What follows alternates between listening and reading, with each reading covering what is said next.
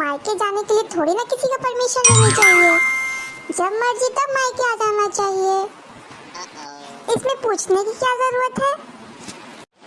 अच्छा, ये क्या पट्टी पढ़ा रही है बहू और किसको पढ़ा रही है? अभी पूछती हूँ।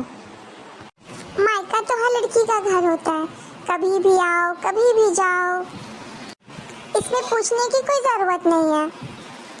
बहू, क्यों किसी को गलत शिक्षा दे रही हो? शादी के बाद ससुराल ही हर लड़की का घर होता है। बार बार वो मगर मायके जाएगी तो ससुराल को कैसे अपनाएगी? अच्छा मम्मी जी, बार बार मायके नहीं जाना चाहिए? हाँ, और जाए तो साल में एक बार जाए। लो, तो फिर आप ही समझा दो। किसको? कौन है? पिंकी दीदी है मम्मी जी, वो आने के लिए बोल रही थी। पर दीदी सुन लिया ना आपने, अब आप अगले साल ही आना।